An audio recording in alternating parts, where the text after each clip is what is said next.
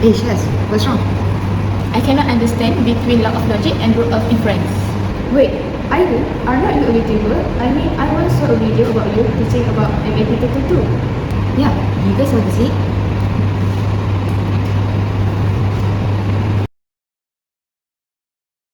Hi, welcome back to Arlene's channel. Today, we will learn about the laws of logic and rules of inference from MAT222 Chapter 2. First, we will start with laws of logic. So what do we need to know about it? The laws of logic are foundational principles that ensure consistent reasoning and manipulation of propositions. The key concept of this is built on the idea that propositions or statements that are either true or false can be combined and manipulated using logical connections like conjunctions and disjunctions or not and implication. It helps us figure out how to simplify or rewrite statements without altering their truth value. There are 12 laws of logic that you need to know. The first one is double negation law, where a double negation law cancels itself. If the number of negations is even, meaning that not P is equivalent to just P, and if the number of negations is odd, meaning that not P is equivalent to not P. Number 2 is the Morgan's law, where we need to negate a compound propositions in a conjunction and to disjunction or, and disjunction or to a conjunction and, with negation applied to the individual propositions. Third is commutative law, where the order of propositions does not affect the result, meaning that P conjunction Q is equivalent to Q conjunction P. Number 4 is associative law, where the grouping of proposition also does not affect the result.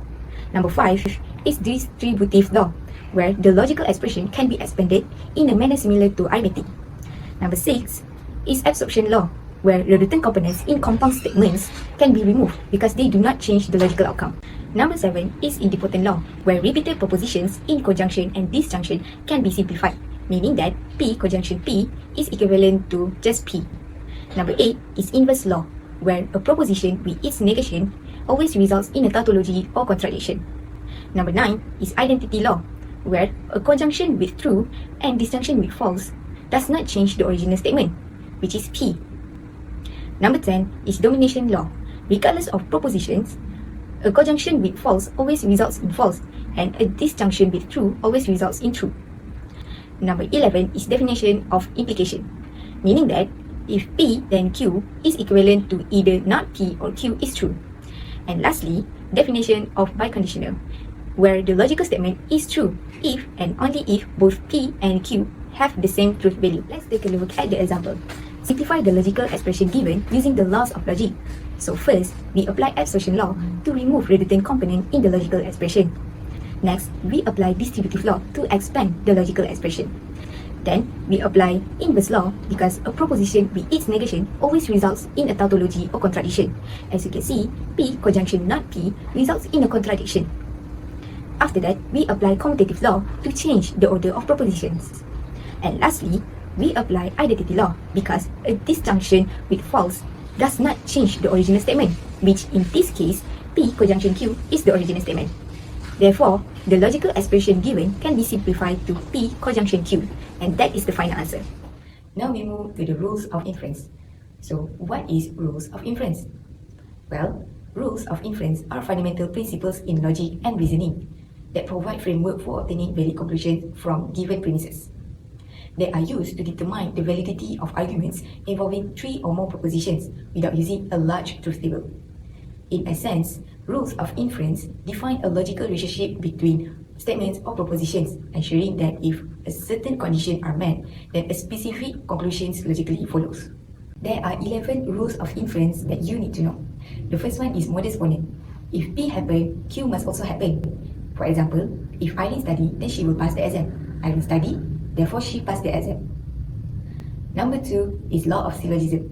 If P leads to Q and Q leads to R, that means P leads to R. For example, if Irene study, then she will pass the exam. If Irene pass the exam, then she will graduate. Therefore, if Irene study, then she will graduate. Number 3 is modus tollens. If P causes Q and Q didn't happen, that means P didn't happen either. For example, if Irene study, then she will pass the exam. Irene didn't pass the exam, therefore Irene didn't study. Number 4 is rule of conjunction. If P is true and Q is true, then we can conclude that both P and Q is true together.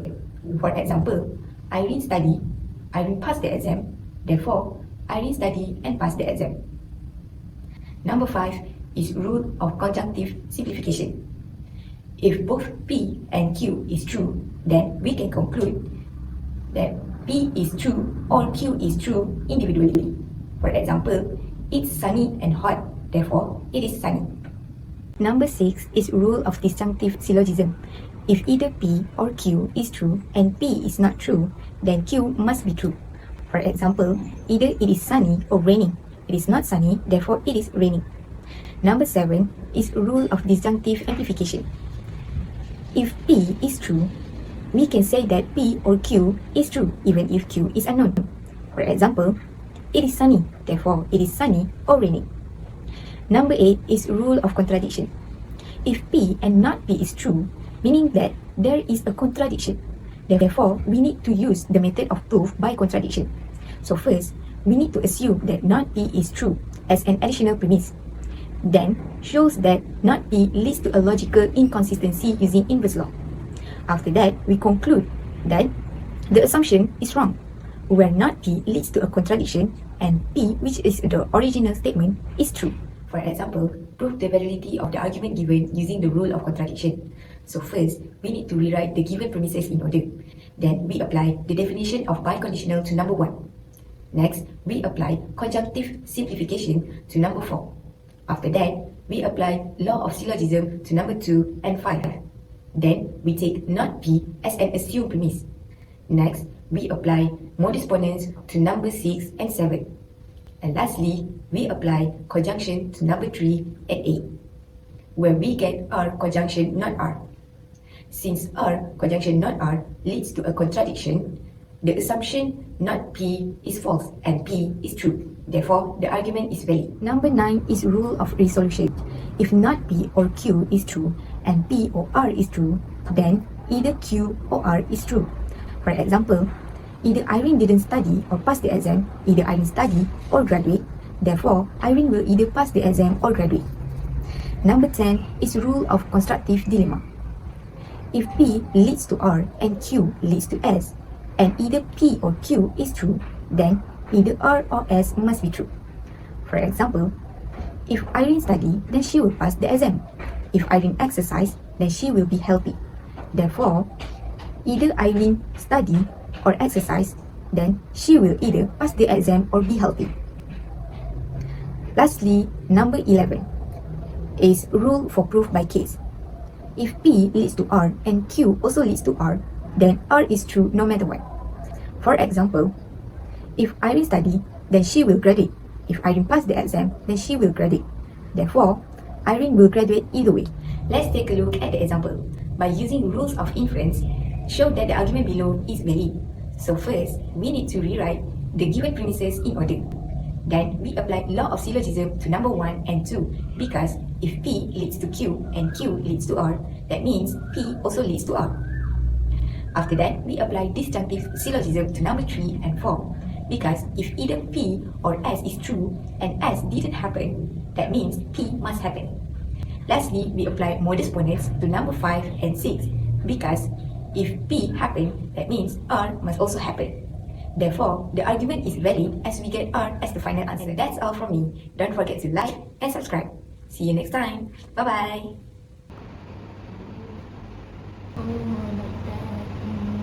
I have question about quantifier.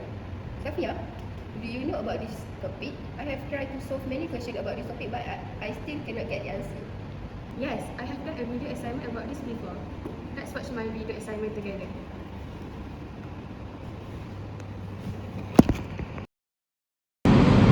Quantifiers are divided into two, which is quantifiers and nested quantifiers. Contents. We have 5 contents. First, what is quantifiers? Example of quantifiers. What is nested quantifiers? Example of nested quantifiers and translating and negation. What is quantifiers? Quantifiers is an operator that specifies how many individuals in the domain of this part satisfy an open sentence. Quantifiers is divided into two, which is existential quantifiers and universal quantifiers.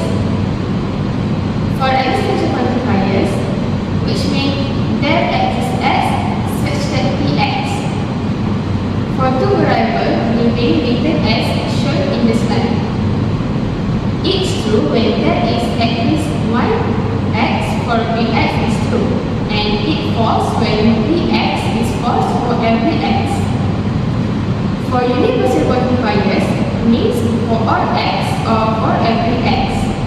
For two variables will be written as shown in the slide. It's true when Bx is true for every x, and it false when there is at least one x for Bx is false. This is example 1. So let Bx be the statement of x equal to x to the power of 2 minus 2. What is the truth value for the exists x, Bx if the domain consists of the integers? So our domain is all integers. Our statement is Bx, which is x equal to x to the power of 2 minus 2, and substitute 2, and we will get 2 equal to 2. So the exists x, Bx is 2.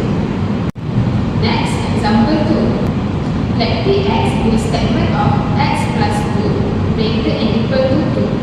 What is the truth value for every x, Bx if the domain consists of all positive integers? Our statement is Bx equal to x plus 2 greater and equal to 2. Substitute the number 1, 2 and 3, and we will get all is true. So for every x, Bx is true. Last but not least, example 3. What is the truth value of the exists x, Bx, where Bx is the statement 2x plus 1 greater than 4, and the universe of this class consists of the positive integers, not actually 4. Our statement is 2x plus 1 greater than 4, and substitute the number 1, 2, 3 and 4, and we will get false, true, true, true. And the result will be that exists x, Bx is true. What is nested quantifiers? Quantifiers that occur within the scope of the other quantifiers. First, we have for every x, for every y, Pxy. That means Pxy is true for every pair x and y. Next, for every x that exists y. For every x that is a y such that Pxy is true. That exists x, that exists y, that means there is a pair xy such that Pxy is true. Last but not least, that exists x for all y, which Pxy is true for every y. Example 1. Evaluate the truth value of the statement. For every natural number x, there exists a natural number y such that x plus y equal to 10. The universe of this class consists of the natural number from 1 to 10. So, when x equal to 10, there is no y element to natural number such that x plus y equal to 10. So, the statement is false. Next, example 2. We are tasked with evaluating the truth value of the statement.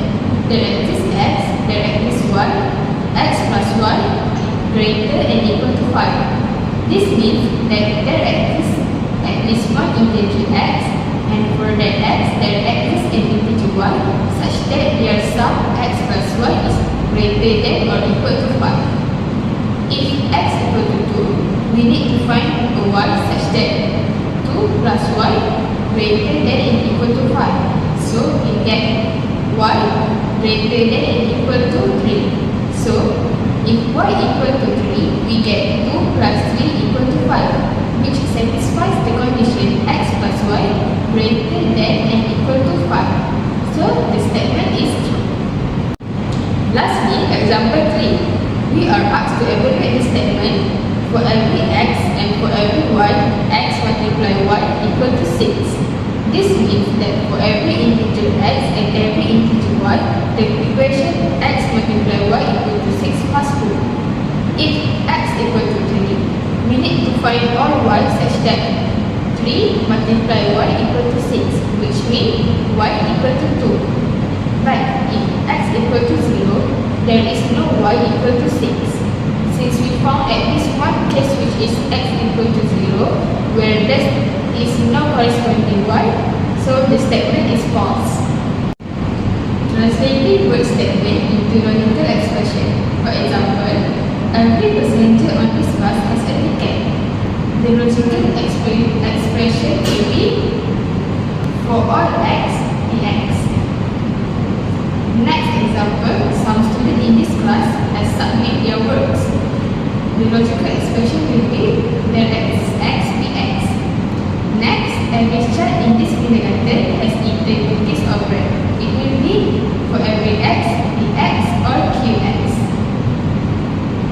Next, negation of quantified statements. For example, for every x, dx, it will be there exists x, negation dx. When there exists x, dx, it will be for all x, negation dx.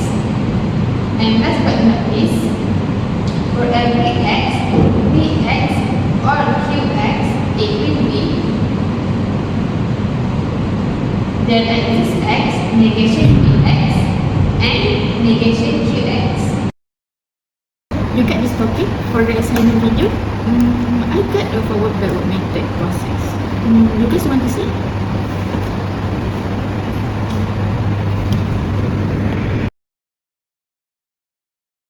Hello and good morning.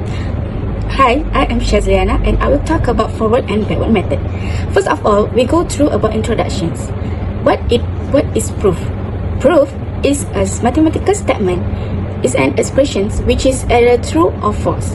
And when we're gonna use forward and backward method? When we are given two statements which is A and B. A we call as a hypothesis and B we call as a conclusions. For example, if Ali go to the supermarket, then he will buy some groceries. So, A is if Ali go to the supermarket and B is Ali will buy a groceries. So, the next is how to prove it by using a forward and backward method. Next, we will learn about forward process method and backward process method and also condensed proof.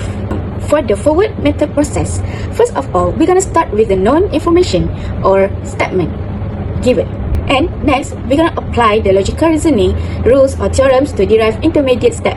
And we're gonna continue until we reach a conclusion. Next is a backward method process. So for this process, we're gonna start from the goal and work backward to figure out what step that we need to take to reach it. And we work backward to figure out what must be true for the conclusion to be hold. And we're gonna repeat the backward process until no proper key questions and no proper answer available. The last one is condensed proof. So condensed proof is a proof the steps of solutions by statement and definitions. I have been prepared for you 3 examples to make you more understand about these topics. The question of example 1 is if the triangle ABC is an isosceles triangle, then the perimeter of triangle ABC is square root 2 plus 2 times one of the congruent sides.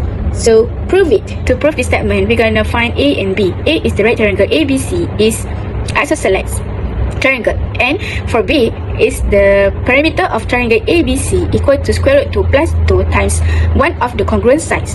For B1 is the perimeter ABC equal to square root 2 plus 2 times AB, which is congruent sides. And for A1 is AB equal to BC, and A2 is formula of perimeter ABC, which is AB plus BC plus AC. And for the A3, we need to find AC by theorem Pythagoras formula. For find AC is equal to square root AB times AB square 2 plus BC square 2. Then for A5, we will replace AC in the formula of perimeter ABC. So the solution will be AB plus BC plus square root AB square plus BC square, and replace all the BC with AB. Then we got 2 square root 2 plus 2 in bracket AB.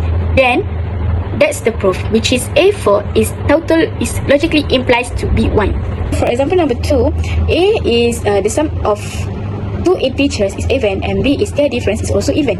For b1, p minus q equal to 2k for some integers p, q, and k, and a1, p plus q equal to 2m for some integers p, q, and m. So a2 lets p equal to even integers and p equal to 2s where any integer s, and a3 let q equal to even integers where q equal to 2t for any integers t. So for a4 is p minus q equal to 2s minus 2t, and we get 2 in bracket s minus t and is equal to 2k, which is k is s minus t. So a4 is logically implies to b1. Example number 3, the question is for any integer n squared plus n is even. For a is n is any integers, and for b is n squared plus n is even. For b1 is n squared plus n equal to 2k for some integer k, and for a1 is let n equal to even integer where n equal to 2m for some integer of m, and a2 is n squared plus n equal to in bracket 2m squared plus 2m, and we solve the equations, then we get 2 in bracket 2m squared plus m and equal to 2k, which is k is 2m squared plus m. So a2 is logically implies to b1. The last is a condenses proof of the 3 example. So you can take a look or read the condenses proof that given. So that's all from me. Thank you. Do you guys understand the latest topic last week? The one about mathematical introduction? Oh, but Muna, in your Telegram channel, do you have explain about this topic? Oh yeah, I have one. Let me show you the video.